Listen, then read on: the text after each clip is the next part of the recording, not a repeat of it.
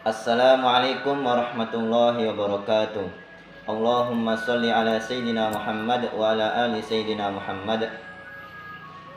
Pada kesempatan hari ini saya akan menyampaikan 13 sifat da'i dalam membuat usaha dakwah.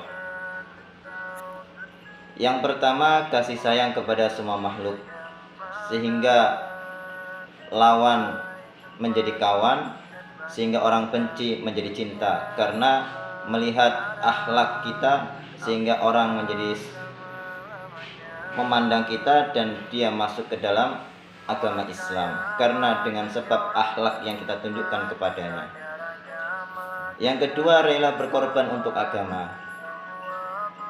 Kalau untuk agama, baik itu nyawa atau harta, siap dikorbankan, tidak berpikir panjang. Yang ketiga, niat perbaikan diri atau islah diri. Karena di dalam usaha dakwah ini kita hendak memperbaiki diri kita, bukan untuk memperbaiki orang lain. Kalau orang memperbaiki orang lain itu seperti lilin. Lilin itu bagaimana? Lilin itu menerang yang lain tetapi dirinya habis. Tapi kalau memperbaiki diri itu seperti orang yang mencuci tangan atau mencuci baju. Di samping bajunya bersih atau tangannya bersih, maka kedua-duanya akan mendapatkan keuntungan, baju bersih dan tangannya juga bersih. Kemudian yang keempat, mencari ridha Allah Subhanahu wa taala. Jangan sekali-kali di dalam usaha dakwah ini mencari keduniaan, tetapi dalam usaha dakwah ini hanyalah kita lillahi ta'ala. Yang kelima, istighfar setelah beramal. Terserah mau istighfarnya pendek atau panjang. Astagfirullahaladzim. Kemungkinan saya tadi ada rasa di dalam amal yang saya perbuat tadi, ada niat supaya dilihat orang, namanya riya, atau ingin didengar orang lain dan lain sebagainya. Maka kita harus mengkoreksi dengan cara istighfar. Kemudian yang keenam, tabah dalam menghadapi segala ujian. Karena di dalam usaha dakwah ini kita akan diuji oleh Allah Subhanahu wa taala menurut level yang kita miliki. Semakin tinggi level kita, semakin besar ujian kita. Kalau kita lulus level yang satu, maka kita akan naik level yang kedua. Sampai kapan? Sampai yang dikehendaki level oleh Allah Subhanahu wa taala. Karena dalam usaha dakwah inilah sarana terbiah umat secara bertahap-tahap sampai mendapatkan tingkatan level yang dikehendaki oleh Allah Subhanahu wa taala. Yang ketujuh, menisbatkan diri hanya kepada Allah Subhanahu wa taala. Kita menafikan kehebatan kita, kekayaan kita, kepintaran kita, hanya menisbatkan ini semua karena pertolongan Allah, karena kehendak Allah Subhanahu wa taala. Yang kedelapan, tidak putus asa atas segala kegagalan.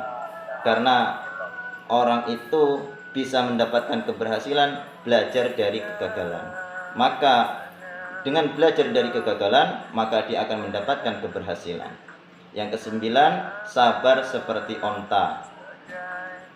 Kemudian yang kesepuluh, tawaduk seperti bumi. Bumi itu tawaduk, walaupun diinjak orang yang taat maupun yang tidak taat, walaupun dikencingi, walaupun dicangkuli, tetapi tetap tawaduk seperti bumi. Yang ke-11, tegak teguh seperti gunung. Gunung itu kita lihat tegak, walaupun angin besar, kemudian badai, tetapi tegak. Begitu juga dai harus tegak teguh, walaupun ujian bertubi-tubi datang kepadanya, tetapi dia harus tegak teguh seperti gunung. Yang ke-12, berpandangan luas seperti langit, yaitu dai begitu juga harus berpandangan luas. Jangan berpandangan sempit sehingga tidak menyalahkan orang lain, sehingga mudah memaafkan orang lain. Yang ke-13, bergerak memberi manfaat seperti matahari.